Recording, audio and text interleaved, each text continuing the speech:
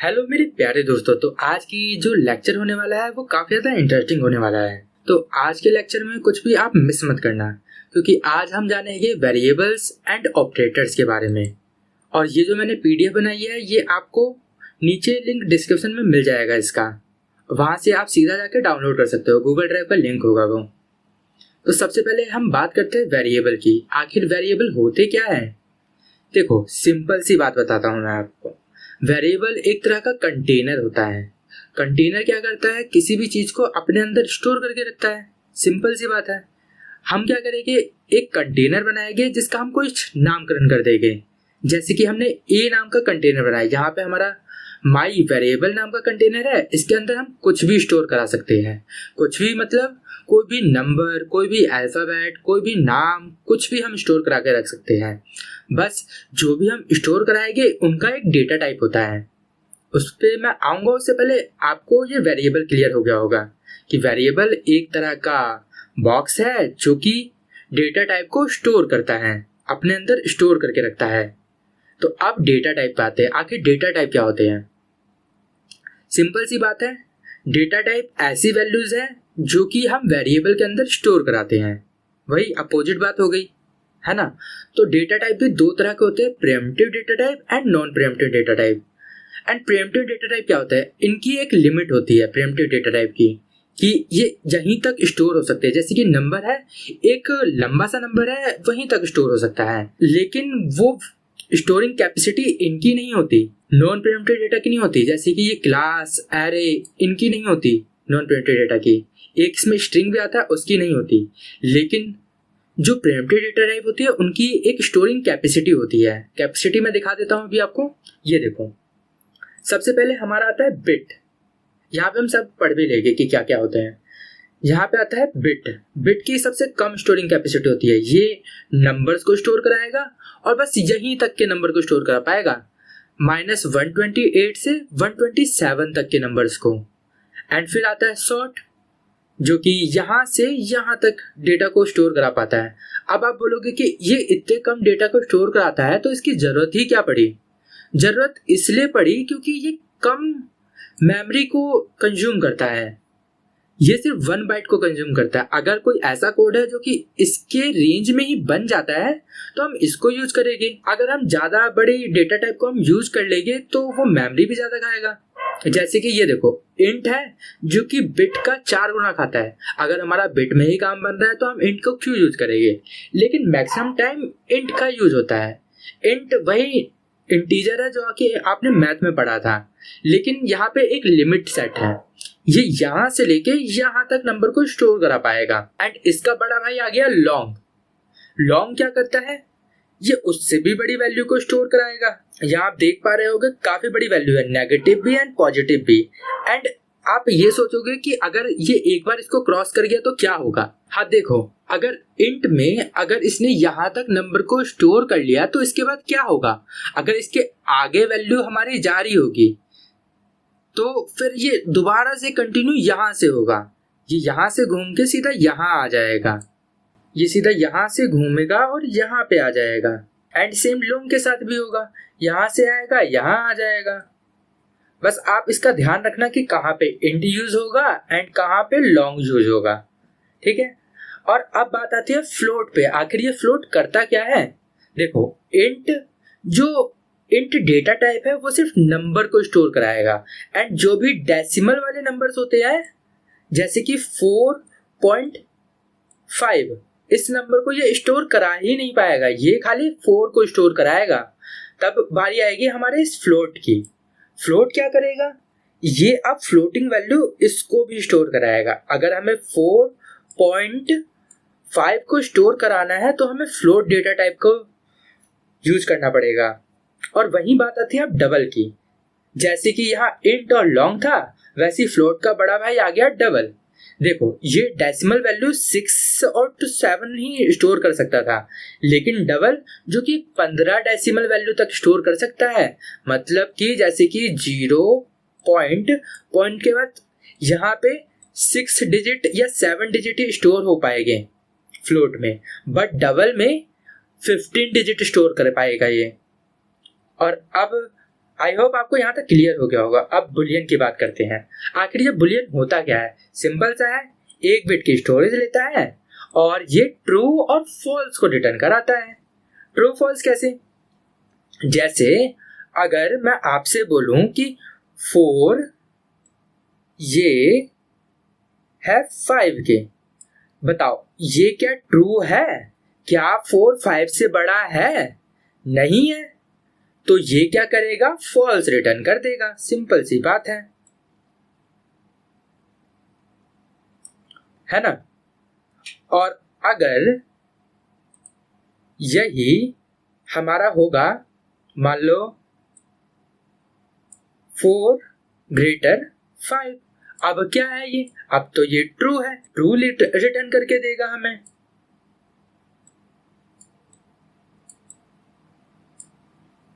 ठीक, ये बात आपको समझ आ गई होगी।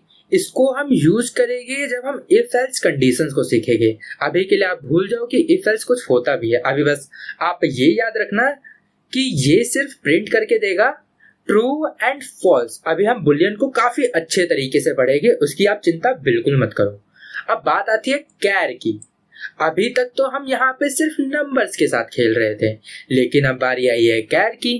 कैर क्या करता है? हमारे अल्फाबेट्स को स्टोर करता है, जैसे कि ए, बी, सी, कुछ भी हो, ऐसे अल्फाबेट। एंड कैपिटल अलग होते हैं एंड स्मॉल अलग होते हैं। कैपिटल अलग होते हैं एंड स्मॉल अलग होते हैं। एंड इन जो नंबर्स होते हैं ना, ये अल्फाबेट्स होते हैं, इनकी एक एसआई वैल्यू होती है। जैसे कि मान लो ए की वैल्यू है, ए की एसआई वैल्यू मान लो 40 है, तो बी की वैल्यू क्या होगी? वो होगी 41। बी की वैल्यू होगी 41। ऐसे ये चलते रहते हैं। एंड स्मॉल ए की भी कुछ होगी। स्मॉल ए की मान लो कि, अभी मान लेते हैं, जूम कर लेते हैं कि स्मॉल ए की वैल्यू है 1, तो बी की वैल्यू क्या होगी? 2, सी की वैल्यू क्या होगी? 3। ऐसे ही ये कंटिन्यू चलेगी जेड तक। ऐसा ही वैल्यू आपके कीबोर्ड पे जितने भी कीज दिख रहे हैं उन सबकी एक ऐसा ही वैल्यू होती है। अब इस चीज को हम बहुत ज्यादा डेप्थ में करेंगे आगे जाके, अभी इसकी आपको जरूरत नहीं है, तो अभी के लिए इसको जाने दो। आई होप ये चार्ट आपको क्लियर हो गया होगा। ये फोटो भी मैं आपको डिस्क्रिप्शन में प्रोवाइड करा दूंगा, एक गूगल ड्राइव का लिंक होगा, वहां पर डेली ही अपलोड होती रहेगी, तो आप उसकी चिंता बिल्कुल मत करना। चलो, अब ये प्रीएम्प्टिव डेटा टाइप क्लियर हो गया। नॉन प्रीएम्प्टिव डेटा टाइप ज्यादा बड़ी वैल्यू को स्टोर कराने के लिए होता है, जिसको हम डायरेक्टली यूज नहीं कर सकते, इनडायरेक्टली हम इसको यूज करेंगे। स्ट्रिंग। स्ट्रिंग क्या होगा? स्ट्रिंग देख लो, कैर का बड़ा भाई है। कैर का बड़ा भाई मतलब, जैसे कि ये कैर था ना, जैसे ये कैर था, मेरी राइटिंग इस पे बहुत गंदी है, मैंने कभी ट्राई नहीं किया ये चीज। कैर था जो कि सिर्फ एक अल्फाबेट को स्टोर कर सकता है, या एक ही अल्फाबेट को स्टोर कर सकता है ये, लेकिन स्ट्रिंग पूरे नेम को स्टोर कर सकता है।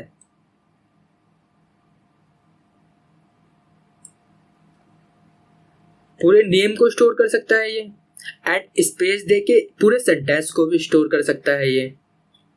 ठीक है, एरे का एक पूरा टॉपिक आएगा, क्लासेस के बारे में हम फंक्शन में पढ़ेंगे, तो आप इसकी बिल्कुल चिंता मत करना। चलो, अब बात आती है आगे। चलो, इतना सीख लिया तो एक कोड करके देख लेते हैं।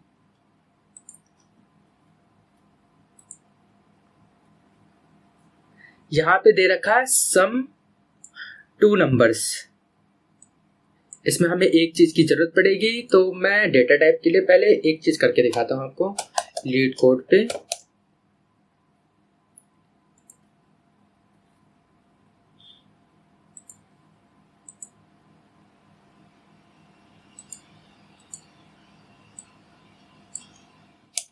जैसे कि हमें इंटीजर डेटा टाइप चाहिए था, तो इंट लिखो आप, वेरिएबल का नेम आएगा, फिर इक्वल टू आएगा, एंड जो भी वैल्यू हमको स्टोर करानी है, मान लो कि मैं 5 स्टोर कराता हूं, ठीक है, एंड एक और लेते हैं, इंट बी को स्टोर कराते हैं, इक्वल टू लगाते हैं, 4 कर दी इसकी वैल्यू, एंड अब मुझे प्रिंट करानी है इन दोनों का सम। तो सम कैसे होगा, एक इंट नाम से ही, क्योंकि जो भी आंसर आएगा वो इंट में आएगा। तो sum equal to A plus B, जैसे मैथ्स में होता है सेम यहाँ पर भी वैसे ही है। अब मैं अगर सम को प्रिंट कराऊंगा तो मेरी वैल्यू क्या आनी चाहिए, ए प्लस बी। क्या वैल्यू है इनकी, देखो सबसे पहले ये सॉल्व होगा राइट हैंड साइड, कहीं पे भी। यहाँ पे देखो अगर ये सॉल्व है पहले से ही, तो ए को ये 5 वैल्यू मिल गई, बी को ये 4 वैल्यू मिल गई, लेकिन ये सॉल्व नहीं है। यहाँ पर क्या करेगा, पहले ए की वैल्यू आएगी, बी की वैल्यू आएगी, देन दोनों को सम करेगा, क्योंकि इसके बीच में एक ऑपरेटर लगा हुआ है, अभी ऑपरेटर के बारे में जानेंगे। इनको ये सम करेगा एंड सम की वैल्यू हो जाएगी 9। तो अब मैं इसको प्रिंट करा के दिखाता हूँ।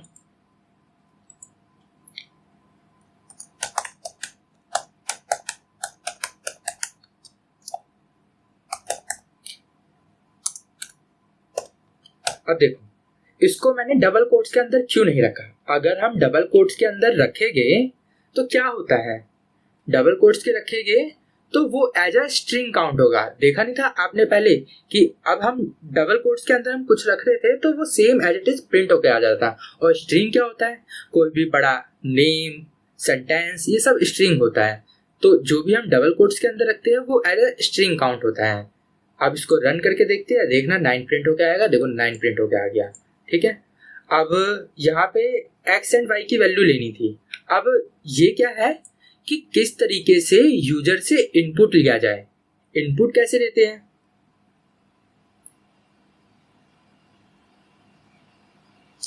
इनपुट से पहले आप ये देख लो कि ऑपरेटर्स होते हैं कुछ। ऑपरेटर क्या होते हैं, सिंपल सी बात है मैथ वाली। सबसे पहले मल्टीप्लाई का ये ऑपरेटर है। मल्टीप्लाई क्या करता है, दो वैल्यू को मल्टीप्लाई करा देता है, सिंपल, इसमें कोई तो डाउट नहीं होगा आपको। दूसरा आता है ये डिवीजन का। डिवीजन क्या करता है, सिंपल दो वैल्यू को डिवाइड कर देता है। लेकिन एक बात इसमें ध्यान रखना, जैसे कि मेरे पास 4 डिवाइड 2 अगर मैं करूंगा तो इसकी वैल्यू क्या आनी चाहिए, 2 आएगी, ठीक है। अगर मैं 5 डिवाइड 2 करता हूं तब क्या आएगा, और इसको मैंने एक इंट में स्टोर करा रखा है, ठीक है।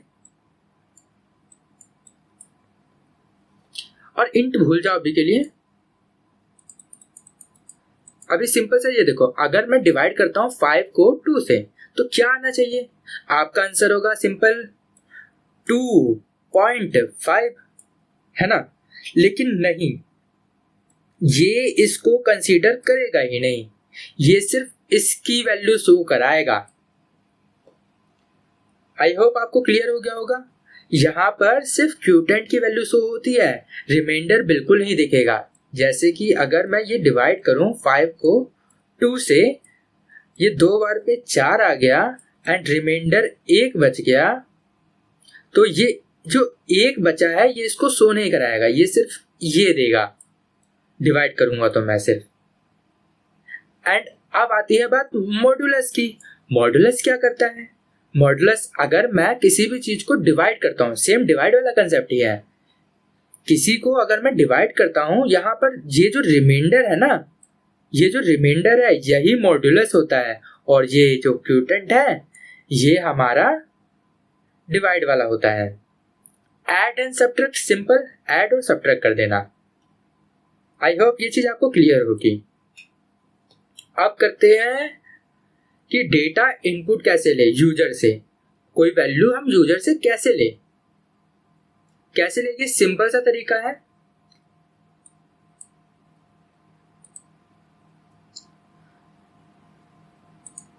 देखो यहां पे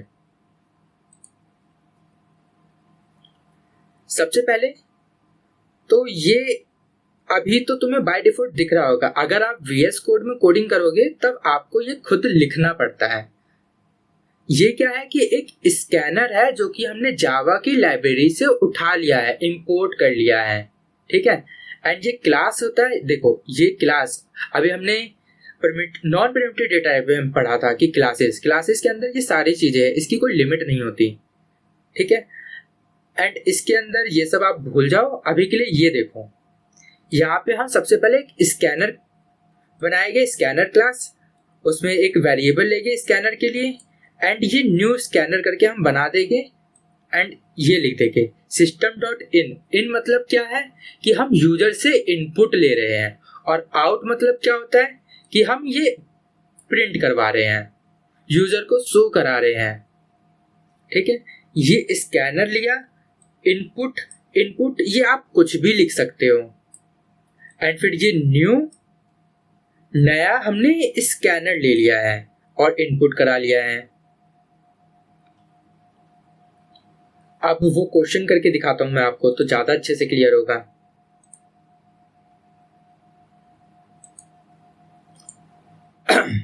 ये क्वेश्चन था, देखो यहां पे हमें यूजर से एक्स एंड वाई को लेना है एंड दोनों को सम करा देना है। सिंपल सी बात है।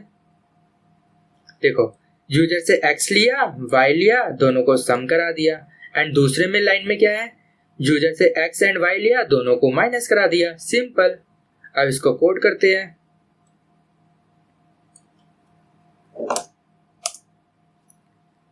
यहां पर आपको स्कैनर क्लास कुछ लेने की जरूरत नहीं पड़ती, ये डायरेक्ट रन करता है, क्योंकि इन्होंने बाय डिफॉल्ट पीछे से ही कंपाइलर डाल रखा है, सब कुछ पहले से ही कर रखा है, हमें सिर्फ यहाँ कोड करके देखना है, और आपको ऊपर नीचे की कोई टेंशन लेने की जरूरत नहीं है। जब हम फंक्शंस करेंगे तब ये चीज आपको और भी अच्छे से क्लियर हो जाएगी। सबसे पहले आपको स्कैनर लिखना है और एस कैपिटल रहेगा, और कुछ भी SCN नाम से मैं एक स्कैनर क्लास बना रहा हूं, न्यू स्कैनर सिस्टम डॉट इन। ध्यान रखना कि सिस्टम का एस कैपिटल आएगा, स्कैनर का एस कैपिटल आएगा। क्यों आएगा? क्योंकि जावा केस सेंसिटिव लैंग्वेज होती है। हमें क्या करना है, यूजर से इनपुट लेना है, तो किसमें, इंट वेरिएबल में लेंगे। क्या लेना है, एक्स नाम का variable, int data type x नाम का variable, SCN dot next int, और ये ब्रैकेट को ऐसे कर देना है। ये क्या करेगा, यूजर से इनपुट लेके आएगा, और ऐसे सेम y लेना है, तो यहीं पर हम कर सकते हैं कॉमा डाल के y equal to SCN dot next int ये। ठीक है, ऐसे भी कर सकते हैं और ऐसे भी कर सकते हैं, बट यहां पर हमें इंट लिखना पड़ेगा।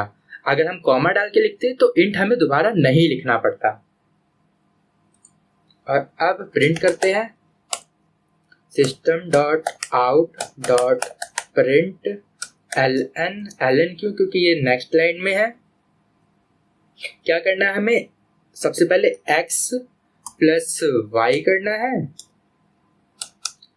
एंड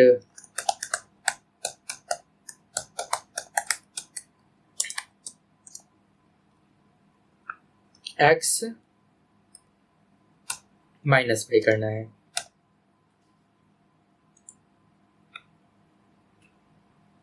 रन कर गया, सबमिट कर देते हैं इसको।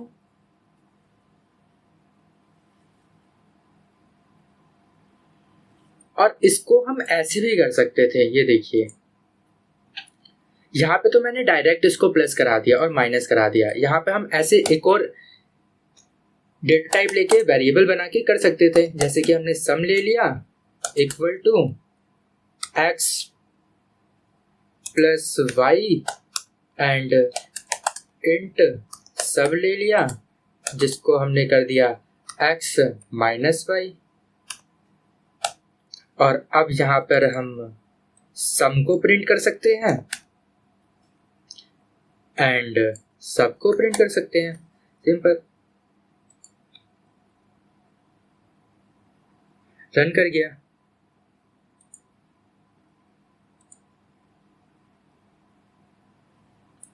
आई होप आपको ये क्वेश्चन तो अच्छे से क्लियर हो गया होगा, और डेटा टाइप, वेरिएबल, ये सब अच्छे से पता चल गए होंगे।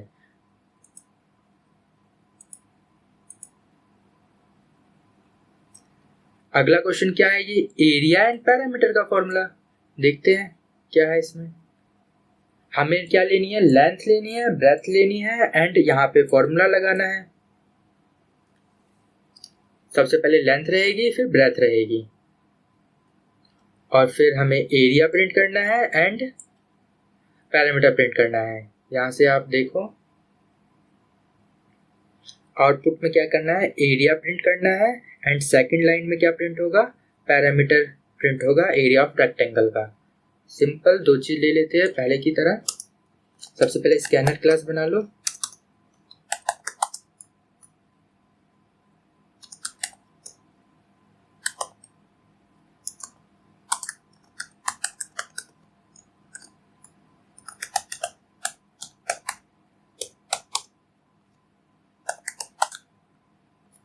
int L equal to scn dot next int and int b equal to scn dot next int। अब हमें एरिया एंड पैरामीटर लेना था तो मैं डायरेक्ट कर देता हूँ, system dot out dot print ln। Area का फॉर्मूला क्या होता है, L इंटू डी एंड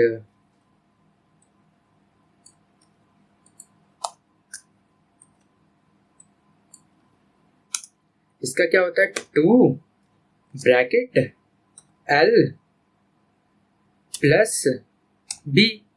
लेकिन एक चीज और होती है, यहाँ पर हमें लगाना पड़ेगा ये इंटू, क्योंकि मैथ्स में तो ये डायरेक्ट इंटू हो जाता है लेकिन यहाँ पे नहीं होता।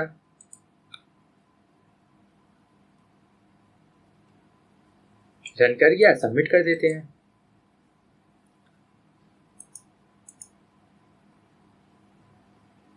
अगले क्वेश्चन पे बढ़ते हैं। ये देखो फ़ारेनहाइट से हमें सेल्सियस में कन्वर्ट करना है। ये किस में ले रखा है, फ्लोट वैल्यू, क्योंकि ये डेसिमल में दे रखा है एंड इन्होंने फॉर्मूला नहीं दिया है तो फॉर्मूला मुझे भी याद नहीं है, तो गूगल कर सकते हैं ये सारी चीजें।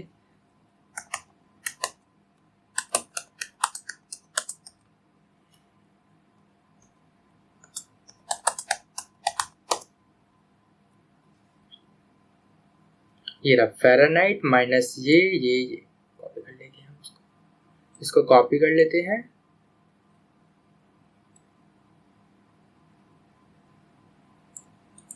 इसको कॉपी कर लेते हैं, अब कोड करते हैं।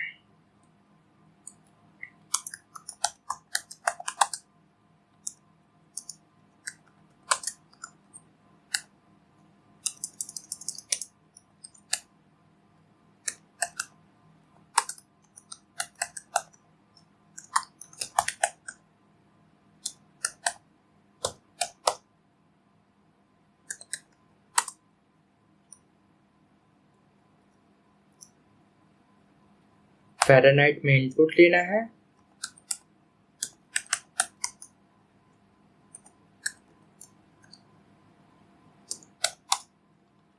एंड सेल्सियस में हमें प्रिंट कराना है एंड यहाँ पर हमें फ्लोट वैल्यू लेनी है।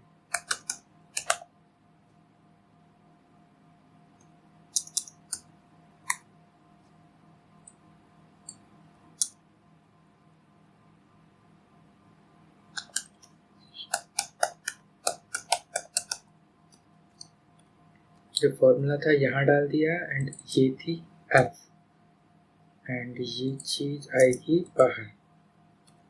रन करते हैं। रन नहीं किया, क्यों रन नहीं किया?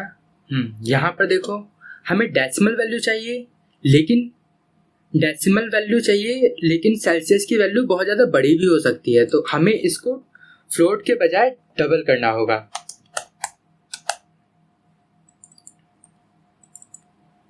यहाँ पर डबल किया तो यहाँ पे भी डबल, और यहाँ पर डबल किया तो यहाँ पर देखो हमने इंट लिख दिया था। इंट क्या, कुछ भी नहीं लिखा था। यहाँ पर हम क्या करेंगे, डबल को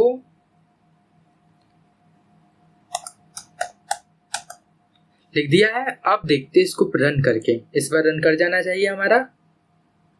रन कर गया बिल्कुल परफेक्टली।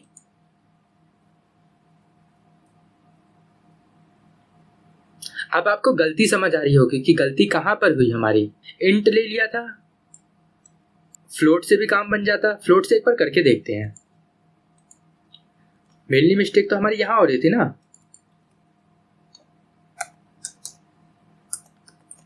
और आप ज्यादातर ट्राई करना कि फ्लोट के बजाय डबल को यूज करो।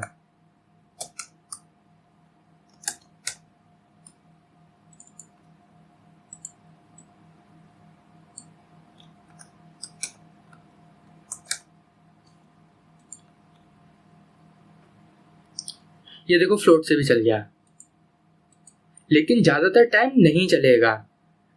यहाँ पे फ्लोट की जगह डेसिमल यूज करना, क्योंकि ज्यादातर टाइम बड़ी वैल्यू को ही ये रन करता है। यहाँ पर हमारे 3 टेस्ट केसेस फेल हो गए हैं। क्यों फेल हो गए? क्योंकि ये वैल्यू रिपीट हो गई। अगर ये डबल होता तो रन कर जाता, जैसे कि मैंने आपको पहले दिखाया था। यहाँ पर ये वाला क्वेश्चन जो हमने किया है, यहाँ पर अगर हम डबल लिखेंगे तो चल जाएगा हमारा कोड।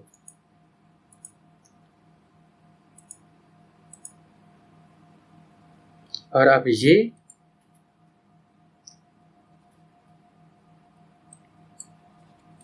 इसमें क्या है, 2 इंटीजर लेने हैं एंड सिर्फ लास्ट वालों को प्लस करना है ना? यही है ना, 2 इंटीजर लेने हैं और लास्ट वालों को प्लस करना है। देखो केस 1, 2 इनपुट लेने हैं, जैसे कि ये था 7 एंड ये था 6। 6 और 7 कितने होते हैं? 13। लास्ट के प्रिंट करना। अब देखो लास्ट की वैल्यू को लेगी कैसे, ये देखो, scanner scan equal to new scanner, एक और एन आएगा, system dot in int A equal to scanner, next int B equal to C N.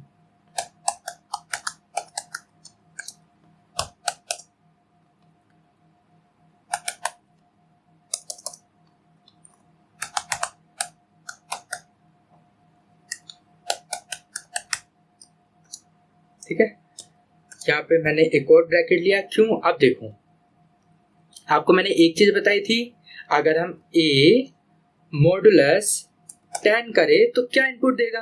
देखो जैसे कि हमारे पास एक नंबर है बड़ा सा,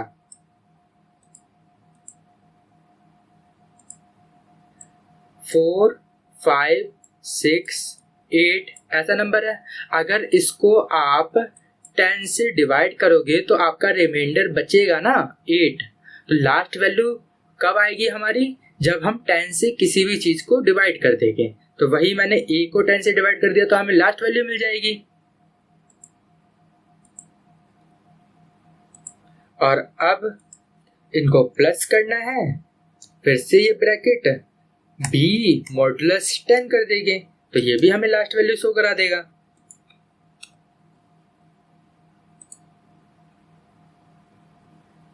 रन किया, देखो परफेक्टली चल गया।